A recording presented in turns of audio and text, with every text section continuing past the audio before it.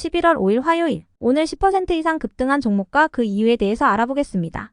오늘 장은 오후 5시 키움증권 기준으로 코스피 지수는 0.47% 하락한 2576.88포인트로 마감했습니다. 외국인과 기관은 매도로 임한 가운데 개인은 매수로 대응했네요. 오늘 코스피 거래 대금은 7조 원입니다.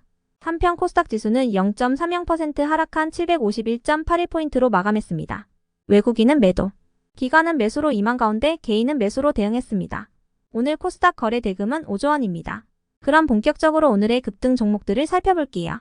오늘 10% 이상 급등한 종목은 총 19종목으로 코스피에서는 3종목, 코스닥에서는 16종목이 나왔습니다. 이 중 상한가 종목은 하이드로리튬과 자이글 2종목이고요. 오늘 하한가 종목은 다브링크 1종목이 있었습니다.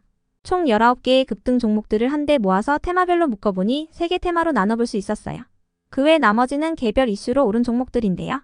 먼저 1번 리튬 테마입니다. 어제 해리스 부통령이 경합주에서 우위를 보이고 있다고 전해진 가운데 금투세에 대한 불확실성도 해소되면서 2차전지 관련주들이 강세를 보인 바 있는데요.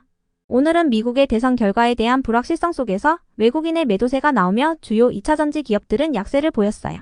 하지만 하이드로리튬의 호재 속에서 리튬 기업들을 중심으로 일부 2차전지 기업들이 상승세를 이어가 주었습니다. 어제 장마감 후 하이드로리튬은 최근 충남 금산에 있는 리튬 플러스의 수산화리튬 공장과 생산 설비 인수를 완료했다고 밝혔는데요. 하이드로리튬은 국내 대기업의 배터리급 수산화리튬 48톤을 출하하는 등 배터리급 수산화리튬의 생산과 판매를 본격화했다고 밝혔어요. 이번에 수산화리튬을 공급한 A사와는 배터리급 수산화리튬의 지속적인 공급 및 공급 물량 확대를 논의 중이며 기존의 판매처인 전고체 배터리 소재 업계와 일본 리튬 수요 업계로도 판매를 지속할 계획이라고 밝혔습니다. 이 같은 소식에 주요 리튬 기업들을 중심으로 일부 2차전지 기업들이 동반 상승세를 보였는데요. 이 중에서도 CIS는 북미 에너지 기업과 전고체 고체 전해질 소재 개발 및 공급을 위한 비밀유지 계약을 체결했다는 소식이 있었습니다. 이와 관련하여 CIS는 상대 기업이 전고체 배터리 기술 개발을 신사업으로 추진하고 있기 때문에 향후 협업이 확대될 것으로 기대된다고 밝혔습니다. 다음은 이번 경영권 분쟁 테마입니다. 경영권 분쟁을 진행 중인 기업들의 상승세가 이어지고 있습니다. 고려아연은 저번 주 2조 5천억 원 규모의 유상증자를 결정했다고 밝힌 가운데 유상증자가 무산될 수 있다는 기대감을 잇고 있는데요. 영풍과 MBK 파트너스 연합은 이 같은 고려아연의 유상증자를 저지하기 위해 모든 법적 수단을 동원할 것이라고 밝혔으며 금감원도 불법 소지가 있다며 제동을 걸었다고 전해졌어요. 이 같은 상황 속에서 고려아연의 경영권 분쟁이 새로운 국면을 맞을 것으로 예상되고 있습니다. 한편 티웨이항공과 관련한 경영권 분쟁도 지속 부각되고 있는데요. 최근 대명손호그룹이 티웨이항공과 에어프레미아의 2대 주주로 올라선 가운데 대명손호그룹이 단순히 2대 주주로 남기보다는 경영권 인수를 시도할 것으로 예상되고 있습니다. 그 밖에도 중국이 한국을 무비자 대상에 포함한 가운데 항공기업들이 수혜 기대감을 입으며 상승세를 보였으니 참고해주세요. 다음은 3번 중국 무비자 테마입니다. 중국이 무비자 관광국에 한국을 포함한 가운데 신한증권에서는 내년에 열리는 정상회의를 앞두고 시진핑 주석의 방한도 예정되어 있으므로 한중 간의 교류 확대에 대한 기대감이 확산되고 있다고 분석했습니다. 대신증권에서도 중국의 비자 면제로 여행업의 순풍이 예상된다고 밝혔는데요. 이 같은 증권사들의 긍정적인 전망 속에서 여행과 카지노, 화장품, 그리고 게임과 엔터 기업들이 상승세를 이어가는 분위기입니다. 이 중에서도 디어유는 최근 중국 최대의 음악 플랫폼 기업인 텐센트 뮤직 엔터 그룹과 전략적 제휴 및 서비스 계약을 체결했다고 밝힌 바 있는데요. 텐센트 뮤직 엔터 그룹의 음악 스트리밍 플랫폼인 QQ뮤직 안에 디어유의 버블을 오픈하여 중국 사용자들이 직접 현지 인기 스타들과 소통할 수 있는 기회를 제공한다고 전해졌어요. 이 같은 소식이 지속 호재로 작용되는 가운데 리딩 투자증권의 목표 주가 상향 소식도 동반되면서 강세를 이어갔습니다.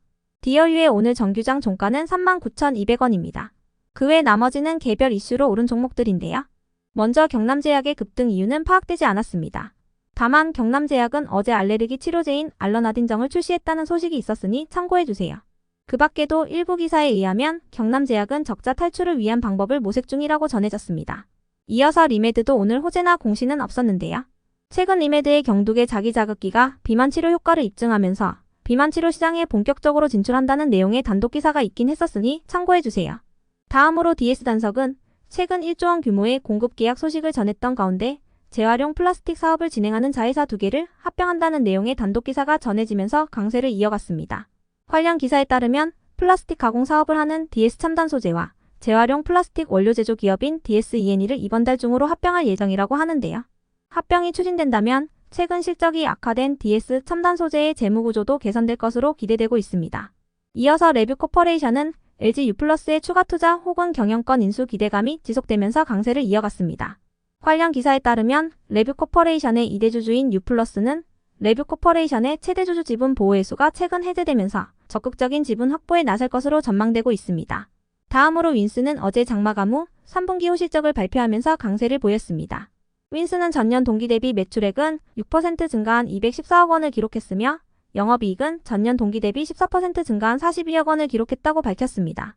이와 더불어 218억 원 규모의 자사주 취득 및 소각 소식도 동반되었는데요. 취득 예상 기간은 11월 24일까지입니다. 이어서 금양 그린파워가 상승했습니다. 현재 미국 대선이 진행되고 있는 가운데 해리스와 트럼프 관련주들이 상승세를 보였는데요. 해리스 수혜주로 분류되는 신재생 에너지와 대마초 관련주, 그리고 트럼프 수혜주로 분류되는 재건 및 남북 경협 관련주 일부가 상승하는 모습이 나왔습니다. 신재생 에너지 관련주 중에서도 금양 그린파워는 울산 앞바다에 세계 최대 규모의 부유식 해상풍력 발전단지가 조성된다고 전해진 가운데 태양광과 풍력에너지 매출이 본격화될 것으로 전망된다는 기사가 붙어준 부분도 호재로 작용된 모습이었네요. 다음으로 오가닉티 코스메틱은 어제 장마감 후 운영자금 확보를 위해 시아연 인베스트먼트 등을 대상으로 한 207억 원 규모의 전환사채 발행을 결정했다고 공시하면서 상승했습니다. 전환가액은 72원입니다. 참고로 여행과 화장품 그리고 국내 상장 중국 기업들의 경우 중국 정부가 한국인의 무비자 입국을 허용하겠다고 밝히면서 어제 상승세를 보인 바 있으니 참고해주세요. 이어서 알파녹스는 유상증자로 인한 권리락 효과로 인해 강세를 보였다고 알려졌습니다. 기준 가격은 2,260원입니다. 끝으로 두산의 급등 이유는 파악되지 않았지만 최근 금감원에서 고려아연의 경영권 분쟁에 대한 조사에 나선 가운데 두산그룹의 기업 구조 개편에 대한 입장도 내놓았다고 전해졌는데요. 금감원은 두산의 가치 산정 방식을 문제 삼는 것이 아니라 투자자들이 납득할 만한 근거와 설명이 있어야 한다고 언급했어요. 이와 더불어 최근 NH투자증권의 긍정적인 리포트도 동반되면서 상승세를 보인 것으로 추정되니 참고해주세요. 끝으로 오늘은 하한가를 간 종목도 한 개가 있었는데요. 다보링크가 오늘 하한가를 갈 만한 악재나 공시는 파악되지 않았습니다. 다만 미니진전 어도어 대표가 투자를 받기로 했다는 소문에 대해 부인한 직후 다보링크가 하한가를 기록했다는 내용의 기사가 있긴 했었으니 참고해주세요. 해당 기사에 따르면 다보링크는 민 전 대표의 합류설이 제기되던 상장사 중 하나였다고 알려졌습니다. 그럼 오늘의 거래량과 거래대금 상위 종목들을 시장별로 살펴보고 마칠게요.